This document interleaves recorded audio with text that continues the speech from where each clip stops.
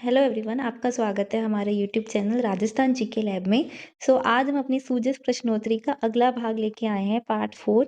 इससे पहले हम 3 वीडियोस और बना चुके हैं जो हमारे यूट्यूब पर प्लेलिस्ट उपलब्ध है, आप देख सकते हैं। उसका लिंक भी आपको डिस्क्रिप्शन बॉक्स में मिल जाएगा। साथ ही हमारा टेलीग्राम चैनल भी आप ज्वाइन कर सकते हैं। जो भी हम क्लास में पढ़ते हैं उसी से रिलेटेड एमसीक्यू हम टेलीग्राम पे अपलोड करते हैं, आप देख सकते हैं। अब हम स्टार्ट करते हैं। जिन्हें नहीं पता तो सूझबूझ प्रश्नोत्तरी राजस्थान सरकार की ही मासिक पत्रिका है जिसमें कुछ इम्पोर्टेंट क्वेश्चंस आते हैं, वही सूझबूझ प्रश्नोत्तरी है। ये क्वेश्चन आपके राजस्थान करंट, राजस्थान साहित्य, राजस्थान पर्यटन स्थल और महत्वपूर्ण योजनाओं जैसे टॉपिक्स को कवर करते हैं। तो ये आपके एग्जाम्स के लिए काफ़ी ज़्यादा इम्पोर्टेंट है। हम इन्हीं को देखेंगे, हर क्वेश्चन को थोड़ा डिटेल से देखने की कोशिश करेंगे ताकि एक क्वेश्चन के साथ में आपका पूरा उसका इन्हेंसमेंट हो सके। तो स्टार्ट करते हैं। सबसे पहले आप देखिए, हमारा पहला क्वेश्चन है, आपनी बस राजस्थान रोडवेज ग्रामीण परिवहन लोक सेवा के तहत राजस्थान में कितनी ब्लू लाइन बसों का शुभारंभ किया गया है? तो ये आपने न्यूज़ में पढ़ा होगा, इसकी न्यूज़ में फोटो भी आई थी।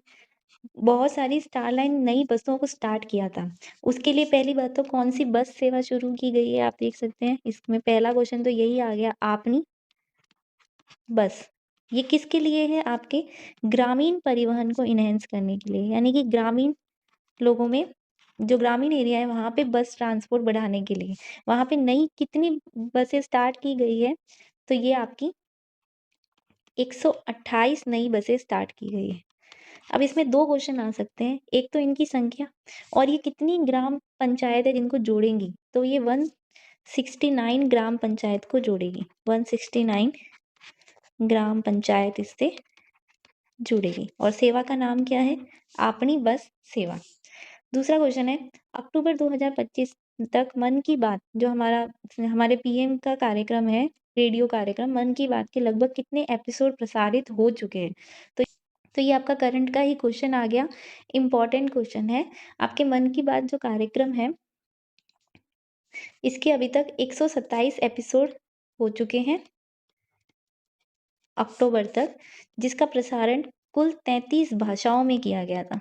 कितनी भाषाओं में किया गया है? 33 भाषाओं में। अगले क्वेश्चन की तरफ चलते हैं। नेक्स्ट क्वेश्चन है आपका, नमो टॉय बैंक का शुभारंभ कहाँ किया गया है? ये काफी इंपॉर्टेंट है क्योंकि नए सेंटर्स और नए बैंक आपसे पूछे जाते थे। ब्लड बैंक हो गया, बोन बैंक हो गया। तो आपका नमो टॉय बैंक का शुभारंभ कहाँ पे किया गया है? कोटा में। हम इसको याद करने की भी कोशिश करते हैं। आप ऐसे याद रखिए कि आजकल आपको पता है आप टॉयज लेके आए हैं, ठीक है। अब आपने एक सॉफ्ट टॉय लाया, जैसे मान लीजिए, मैं इतनी अच्छी ड्राइंग तो नहीं है, पर जैसे आप एक सॉफ्ट टॉय लेके आए, टेडी बियर, ये आप लेके आए, और आप कैसा सॉफ्ट टॉय लेके आए हैं जिसने क्या पहना हुआ है? कोट पहना हुआ है। इसने आपका कोट पहना हुआ है। तो सॉफ्ट टॉय ऐसा लाया जिसने क्या पहना था? कोट पहना था, तो कोटा। इसे थोड़ा याद साथ में ही रखिएगा। फिर आपका देश का पहला राज्य जिसने खनन के लिए प्री एम्प्टेड मॉडल लागू किया है। तो पहले हम देखते हैं कि प्री एम्प्टेड मॉडल होता क्या है। देखिए यहाँ पे हमारा है pre emptied model. Pre emptied model ये है कि आपने जो खनन कर रहे हो, खनन की जो नीलामी कर रहे हो ब्लॉक के लिए, उससे पहले ही आपको सारी जितनी भी अनुमतियाँ चाहिए सरकार से के लिए, जो भी पहले आपको सरकारी अनुमति चाहिए, वो आपको पहले ही लेनी होगी। इसीलिए बोलते हैं इसको प्री एम्प्टेड मॉडल। और इसको लागू करने वाला पहला राज्य कौन-सा बना है? राजस्थान। अगर हम बात करें राजस्थान ने कितने ब्लॉक के लिए इस मेथड को स्टार्ट किया है, तो 8 खनन ब्लॉक के लिए स्टार्ट किया है। ठीक है? इससे राजस्थान आपका फर्स्ट रैंक में चल रहा है। फिर है आपका, राज्य में ऊँटों के निर्यात व परिवहन पर प्रतिबंध किस वर्ष लगाया गया था? तो ये 2015 में लगाया गया था। ये अभी इसलिए पूछा गया है आपसे क्योंकि अभी इस निर्यात परिवहन को हटा दिया गया है, लेटेस्ट अभी 2025 में ही। और क्योंकि ऊँटों की संख्या काफ़ी कम हो गई थी। तो अब अगर अभी तक ये बैन ही रहेंगे तो अब हम क्या कर सकते हैं, दूसरे राज्यों से भी यहाँ पे ऊँट लेके आ सकते हैं, जिससे राज्य में ऊँटों की संख्या बढ़ेगी। इसलिए इस प्रतिबंध को अभी हटाया गया है। तो ये लगाया कब था आपके? 2015 में लगाया गया था, और आपके 2025 में ये प्रतिबंध हटा दिया है। पर और इसके बाद में आप देखेंगे कि राज्य में ये आपका ऊँट संरक्षण ऊँट संरक्षण योजना कब आपकी लागू हुई? अगर आप देखें तो ये 2016 में लागू हुई थी। ऊँट संरक्षण योजना में आपसे ये भी पूछ सकते हैं कि इसमें जो पालक होते हैं उसको कितनी धनराशि दी जाती है? तो 20,000 रुपए दिए जाते हैं। ऊँटों के संरक्षण के लिए योजना 2016 में आई, प्रतिबंध 2015 में लगा था निर्यात पे, जिसको अब 2025 में हटाया गया है। पर इस अधिनियम की कुछ शर्तें अभी भी रखी गई है, जिनका पालन नहीं किया गया तो इन पे दंड भी लग सकता है, ठीक है? फिर है आपका राजस्थान अंतर्राष्ट्रीय लोक महोत्सव रीफ, ये आपको से पूछा जाता है, ये सांस्कृतिक महोत्सव है आपका। रीफ का आयोजन कहाँ पे किया जाता है? तो इसका आयोजन आपका मेहरानगढ़, जोधपुर में होता है। मेहरानगढ़, जोधपुर, तो इसका आंसर हो गया जोधपुर। तो यहाँ तक अभी तक आपने देखा होगा कि ज़्यादातर करंट के क्वेश्चन थे। अब आपका नेक्स्ट क्वेश्चन थोड़ा साहित्य का है, तो हम इसको क्लीन कर लेते हैं। अब क्वेश्चन है आपका, कौन सी साहित्यिक कृति है जो राजस्थानी साहित्य के आदिकाल से संबंधित है? थोड़ा अलग क्वेश्चन है, इन्होंने रचना नहीं पूछी है, आपसे पूछा है कि आदिकाल से संबंधित कौन सी रचना है, तो ये आपकी नेमिनाथ रास है। और अगर हम देखें कि नेमिनाथ रास, पहली बात तो ये आदिकाल की है, ये तो इस क्वेश्चन से ही हो गया। इसके रचयिता पूछे तो इसके रचयिता है आपके सम्मति गणी, इनको आप याद रखिएगा, ये पूछ सकते हैं। नेम, जैसे आपसे किसी ने पूछा कि आपका नेम क्या है, तो आपने आपने क्या बोला? मेरा नाम क्या है? मति है। आपके नेम, आप अपना नाम किससे बताएँगे? अपनी मति बुद्धि का यूज़ करके बताएँगे। इस तरह से याद रखिएगा।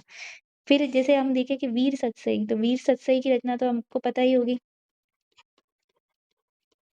वीर सतसई की रचना है आपकी सूर्यमल मिश्रण की।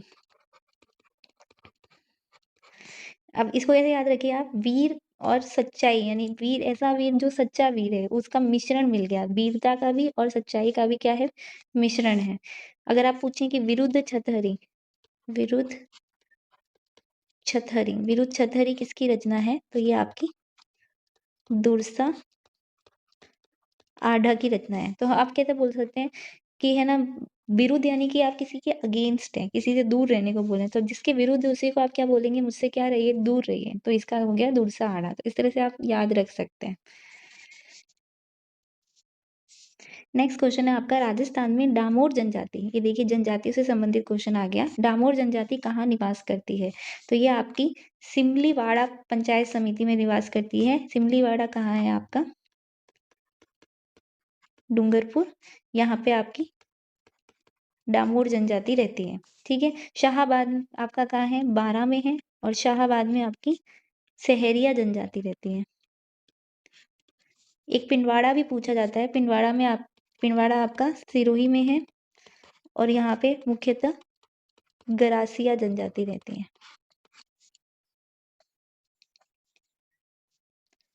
नेक्स्ट फिर से आपका करंट का ही क्वेश्चन है, पूनम चंद्र गोदारा को राजस्थानी भाषा में साहित्य अकादमी का युवा पुरस्कार मिला है। तो पहली बात तो यही आपका क्वेश्चन हो गया कि आपका राजस्थानी भाषा का साहित्य अकादमी युवा पुरस्कार किसे मिला है? पूनम चंद गोदारा को। तो देखिए इसको कैसे याद रखेंगे, जो युवा होते हैं उनके चेहरे पे हमेशा ग्लो रहता है। युवा यानी यंग स्टेज, तो कैसा ग्लो रहेगा? एकदम पूनम के चांद जैसा ग्लो रहेगा। पूनम का चांद में ग्लोरीफाई होता है। और इनकी रचना का नाम अगर आपसे पूछे तो इनकी रचना है आपका अंतसरे आंगणे। इसको आप कैसे याद रख सकते हैं कि पूनम यानी कि चांद हो गया, पूनम का चांद हो गया। और आप अपने आंगन में घर के आंगन में खड़े और पूनम का चांद देख रहे हैं, तो इस तरह से आप याद सकते हैं, आंगने से पूनम का चांद हो गया। नेक्स्ट क्वेश्चन है आपका, राजस्थान में पैरा एथलीट कृष्णा नागर का संबंध किस खेल से है? तो देखिए कृष्णा नागर जो है, कृष्णा नागर, इनका नाम तो फेमस रहा है, इनका संबंध आपका बैडमिंटन से है। और अगर पूछे कि ये कौन से जिले से संबंधित है, तो ये जयपुर के हैं, ठीक है। Next important question, most important, ये भी करंट का है पर करंट में इंपॉर्टेंट है कि लड़कियों की शिक्षा के क्षेत्र में कार्यरत एजुकेट गर्ल्स संगठन को हाल ही में कौन सा पुरस्कार दिया गया है? तो इनको मिला है आपका रेमन मैग्सेसे पुरस्कार। रेमन मैग्सेसे पुरस्कार कौन सा है? ये आपका संस्करण 67th रेमन मैग्सेसे पुरस्कार मिला है। किसे मिला है? आपका एजुकेट गर्ल्स संगठन है।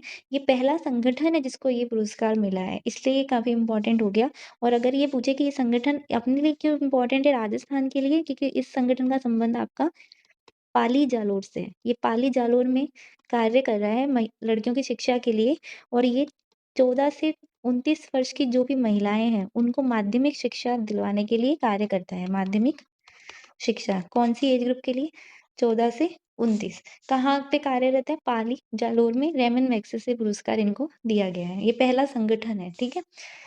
फिर है आपका खैरवाड़ा सीएचसी में माँ और बच्चे के बेहतर स्वास्थ्य सुविधाओं को प्रदान करने के लिए किस केंद्र की शुरुआत की गई है? तो देखिए आपको माँ और बच्चे का जो रिलेशन है, अगर देखेंगे कौन से एनिमल में बहुत क्या कहते हैं विजिबली आपको दिखता है, तो आपने देखा होगा जो कंगारू है वो अपनी पॉकेट में बच्चों को रखता है, ठीक है। कंगारू के पॉकेट में होते हैं, तो यहाँ पे इसीलिए kangaroo mother care loud start किया गया है। कहाँ पे?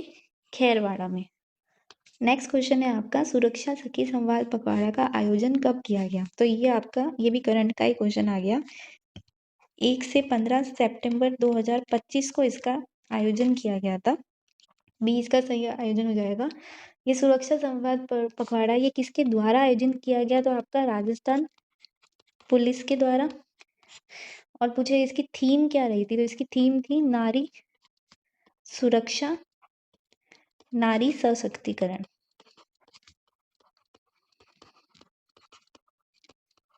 नारी सशक्तिकरण। नेक्स्ट है Shri Parshuram Gyanpeeth centre of excellence and research Bhavan. ये मोस्ट इंपॉर्टेंट है क्योंकि आपके सेंटर ऑफ एक्सीलेंस वगैरह पूछे जाते हैं। तो ये कौन सा है आपका? Shri Parshuram Gyanpeeth centre of excellence research Bhavan. ये कहाँ पे खोला गया है? तो आपका जयपुर के मानसरोवर में। मानसरोवर जयपुर। श्री परशुराम ज्ञानपीठ जयपुर में। नेक्स्ट क्वेश्चन है आपका राजस्थान में कुरातिया ये जगह का नाम याद रखिए आप। कुरातिया व शाहपुरा।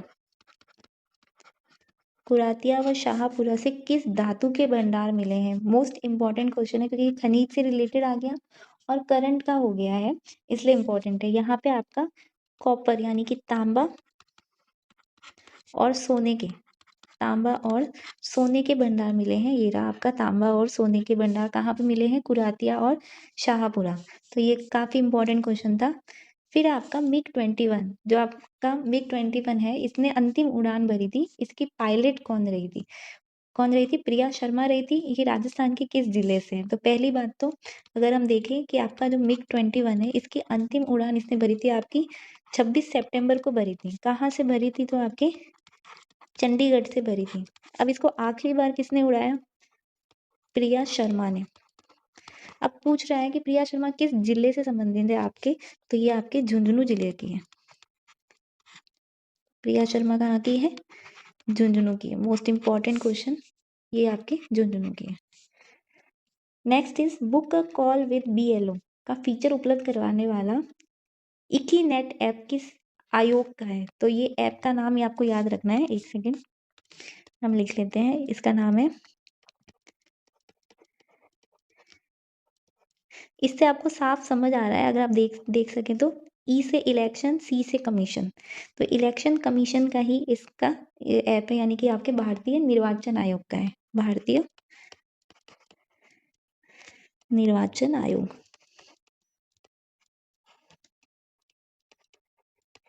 और इन्होंने कौन सा फीचर दिया है यहाँ पे? Book a call with BLO। इस ऐप में कौन सा फीचर है?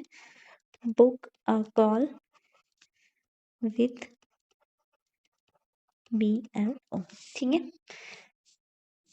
नेक्स्ट है आपका 7 से 9 अक्टूबर 2025 तक मुंबई में आयोजित ग्लोबल फिनटेक फेस्ट में उसका विषय क्या रहा था? तो ये कितना अच्छा क्वेश्चन है। देखिए इसमें इन्होंने क्वेश्चन में ही बहुत सारी चीजें बताई है। पहली बात आपका आयोजन का नाम क्या है? Global fintech fest. ये आयोजन कहाँ पे किया गया? मुंबई में किया गया।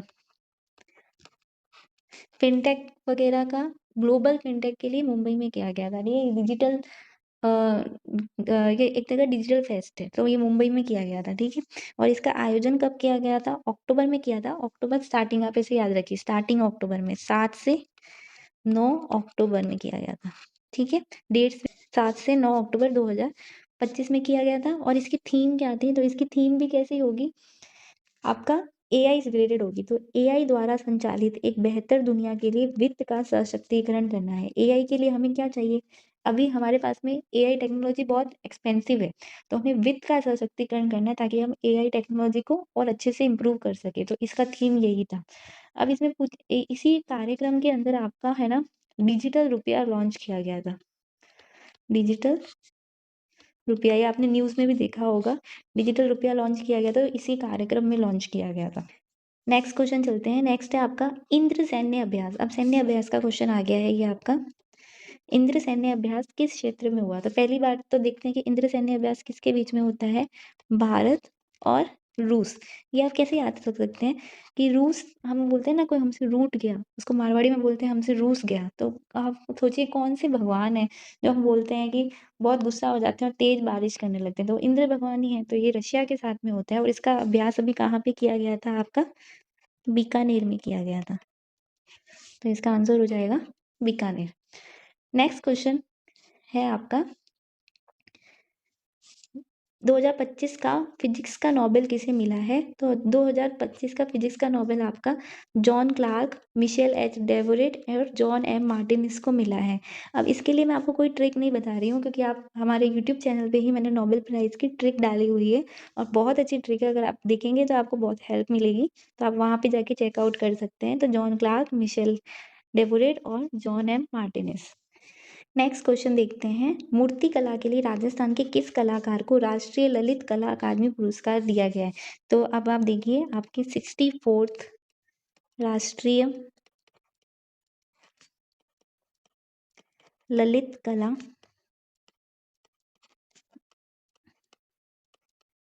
अकादमी पुरस्कार दिए गए हैं, ठीक है। तो ये 2 के लिए दिया गया है, एक तो आपका मूर्ति कला के लिए दिया गया है, एक आपका मिक्स्ड मीडिया के लिए दिया गया है। दोनों ही इंपॉर्टेंट है, दोनों ही याद कर लेते हैं। मूर्ति कला के लिए तो आपका गिरिराज शर्मा को दिया गया है और मिक्स्ड मीडिया के लिए आपका डॉक्टर कनुप्रिया को दिया गया है, ठीक है। तो इसका आंसर क्या हो जाएगा? गिरिराज शर्मा। और मिक्स मीडिया पूछते तो कनुप्रिया होता। इसको आप ऐसे याद रखिए, आपको पता होगा गिरिराज जी की लोग परिक्रमा करते हैं, तो आप याद रखिए वहां से आप क्या लेके आए? मिट्टी लेके आए, उसकी मूर्ति बनाई। तो गिरिराज जी से मूर्ति बनाई, उसके लिए उनको पुरस्कार मिला। और मिक्स मीडिया के लिए कनुप्रिया। नेक्स्ट क्वेश्चन है आपका, आंवले का वैज्ञानिक नाम क्या है? तो आंवले का वैज्ञानिक नाम आपका फाइलेंथस एम्ब्लिका है। एम्ब्लिका से ही आपका क्या हो गया? आंवला हो गया, एम्ब्लिका, ठीक है। इंडिका तो आपका मैंगो का होता है, मैंजीफेरस इंडिका। एंड हम अपना लास्ट क्वेश्चन देखते हैं। लास्ट क्वेश्चन है आपका इलाफ्रोपोडा गुप्ती। पहली बात तो ये किसकी प्रजाति है? एक मधुमक्खी की प्रजाति है। और ये आपको कहाँ पे मिली है? तो ये नामदफा नेशनल पार्क में मिली है। तो ये पहली बात तो आपका क्या है? इलाफ्रोपोडा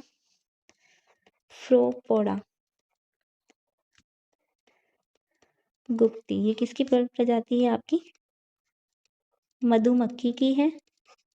और ये आपके नामदफा नेशनल पार्क में मिली है, जो किधर है आपका? अरुणाचल प्रदेश, नामदफा, ठीक है।